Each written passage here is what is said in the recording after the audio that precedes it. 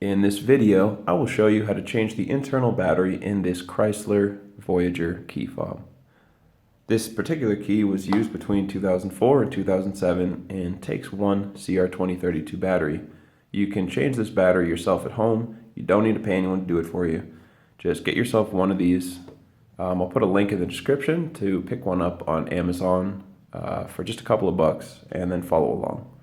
Very simple. Start by looking to the bottom left of the key fob. You can see there's this little slot, an indentation that we will put a flathead screwdriver into. Hold the device firmly and twist your screwdriver, turning it like a key. You can see we've just started to separate the two halves right there. I like to then go in that opening, twisting, going around twisting until it comes apart easily with your fingers. Set that to the side. Carefully remove this rubber part, set that to the side, and now we have access to the battery. I like to put my screwdriver beneath the battery and just gently lift, or you can go with your fingernail and push it up. It will pop out like that.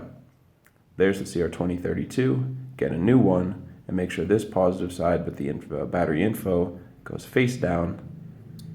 Put it into the place, it's placed like that, and click. Really easy. We're done. We just need to put the rubber on top of the battery and then put the face of the key fob on top of the rubber and click it all back together, and we are finished. If you found that video helpful, feel free to give us a like or leave a comment.